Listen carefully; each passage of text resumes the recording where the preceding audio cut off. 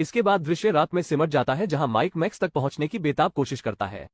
जब वो उत्तर नहीं देती, वो एबी को अपने साथ ले जाने के लिए मजबूर है।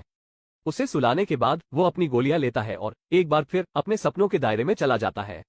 इस बार वो एक सुनहरे बालों वाले लड़के से भिड़ता है और पूछताछ करता है यदि 1980 के दशक में उनका भी अपहरण कर लिया गया था। लड़का हाँ में जवाब देता है। माइक फिर पूछता है कि अपहरणकर्ता कौन है और जवाब में लड़का एक भयानक दिखने वाले चित्र की ओर इशारा करता है, जमीन पर जो खरगोश जैसा दिखता है। अचानक माइक अपनी बहन की चीख सुनकर जाग जाता है। जब वो उस कमरे में जाता है तो वो एनिमेट्रॉनिक्स को उसके साथ खेलते हुए देखता है। पता चला कि वे बस उसे गुदगुदी कर रहे थे, जिससे उसकी चीख निकल गई। हालांकि यह कृत्य हानिरहित है, माइक घबरा गया है, इसलिए वो तुरंत एबी को वहां से ले जाता है। घर पहुंचने पर वो अपनी बहन की ड्राइंग की जांच करता है और यह जानकर भयभीत हो जाता है कि वे सभी एनिमेट्रॉनिक्स के बारे में हैं। उसे गैरेट के बारे में भी एक बात पता चलती है, जिससे उसे झटका लगता है क्योंकि एबी का जन्म भी नहीं हुआ था जब अपहरण हुआ। एबी का कहना है कि सुनहरे बालों वाले लड़के ने उसे उसके बारे में बताया था। ये सुनकर माइक को एहसास होता है कि उसकी बहन ही खोज की कुंजी है, अपहरणकर्ता, इसलिए वो उसे फिर से पिज्जेरिया में ले जाने का फैसला करता है। अगले दृश्य में वे उस स्थान पर पहुंचते हैं और वेनेसा को पहले से ही वहां पाते हैं।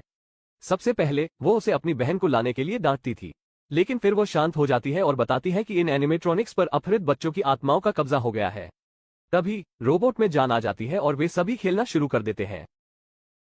अगली शाम माइक ने अकेले जाने का फैसला किया। मदद के लिए बुलाने वाला कोई नहीं होने के कारण वह एबी को आंटी जेन की देखभाल में छोड़ देता है। वो सामान्य से अधिक गोलियां लेता है और सो जाता है। इस बार उनका एक अलग सपना है जहां गैरेट समेत उनका पूरा परिवार एक साथ डिनर कर रहा है। तभी गोरा लड़का आता है और माइक को एक सौदा पेश करता है।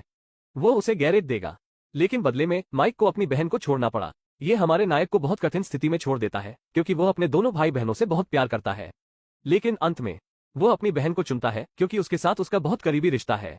फैसला सुनकर बच्चे गुस्सा हो जाते हैं और उसे पीटना शुरू कर देते हैं। अचानक माइक अपने सपने से जागता है और खुद को पाता है एक कुर्सी से बंधा हुआ। उसे मारने के लिए एक घातक उपकरण धीरे धीरे उसके चेहरे के पास आ रहा है। माइक किसी तरह खुद को छुड़ाने में सफल हो जाता है और मशीन बंद कर देता है, लेकिन वो बहुत दूर तक नहीं जा पा रहा है। जैसे ही एनिमेट्रॉनिक्स में से एक उसे पकड़ता है और उसे बेहोश कर देता है। इस बीच जेन घर पर टीवी देख रही है और हमने देखा कि फ्रेडी भी वहां आ गया है। फिर गोरा लड़का उसके पास आता है और उसे अपने साथ खेलने के लिए आमंत्रित करता है। उसका दावा है कि उसकी चाची सो रही है, लेकिन असल में उन्होंने उसे मार डाला है। दुर्भाग्य से एबी उसके साथ जाने के लिए सहमत हो गई, इसलिए वे एक टैक्सी में बैठते हैं और पिज्जेरिया की ओर जाते हैं। माइक को होश आता है और वो वेनेसा को अपने बगल में देखता है। वो बताती है कि उसने उसे उन राक्षसों से बचाया और यहाँ ले आई। इसके बाद वो उसे पूरी सच्चाई बताने के लिए आगे बढ़ती है। वो बताती है कि इस जगह का मालिक विलियम एफ्टन नाम का एक व्यक्ति था। वो इतना दुष्ट था कि वो पीले रंग की बन्नी पोशाक पहनता था। बच्चों का अपहरण करो। गैरेट उनके पीड़ितों में से एक था। जब पुलिस ने उस पर शिकंजा कसना शुरू कर दिया तो उसने लाशों को एनिमेट्रॉनिक्स के अंदर छिपा दिया। उनकी आत्माएं रोबोटों के साथ मिल गई और उन्हें जीवित कर दिया। हालांकि विलियम ने उन्हें यह विश्वास दिलाया कि वो उनके पिता हैं। अब वे उसके आदेशों का आंख मूंद कर पालन करते हैं। वेनेसा फिर एक और बम गिराती है। विलियम वास्तव में उसके पिता है। ये सब सुनकर माइक को एहसास होता है कि ये बहुत खतरनाक है, इसलिए वो उन्हें नष्ट करने की योजना बनाता है। वेनेसा उसे कुछ टेसर देती है और कहती है कि यह उन्हें कुछ समय के लिए अक्षम कर सकता है। हालांकि वो मना कर देती है उसके साथ शामिल होने के लिए, ये कहते हुए कि वो अपने पिता का सामना नहीं कर सकती। अगले दृश्य में माइक पिज्जेरिया में जाता है जहां वो चतुराई से बिजली का झटका देकर कुछ एनिमेट्रॉनिक्स को हटा देता है।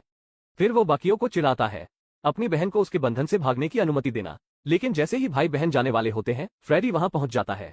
उसने माइक पर हमला शुरू कर दिया, जबकि यह खुलासा किया कि वो वही था। गैरेट को मार डाला। इस बीच एनिमेट्रॉनिक्स में से एक एबी को पकड़ने ही वाला होता है कि तभी वेनेसा आती है और उसे बचा लेती है। फिर वो फ्रेडी को डैडी कहकर उसका विरोध करती है। जवाब में विशाल रोबोट अपना मुखौटा हटाता है और खुद को जॉब काउंसलर स्टीव बताता है। पता चला है कि पिज्जेरिया बंद होने के बाद उसने अपना नाम बदल लिया और नए लोगों को लुभाना शुरू कर दिया। इस जगह पर भर्ती करता है। भयभीत वेनेसा ने उससे रुकने की विनती की, लेकिन उसने मना। इस बीच माइक एबी से एनिमेट्रॉनिक्स को विलियम की वास्तविक प्रकृति की याद दिलाने का आग्रह करता है। तो छोटी लड़की उन्हें पीले बन्नी सूट में विलियम की छवि दिखाती है और उन सभी की हत्या कर देती है।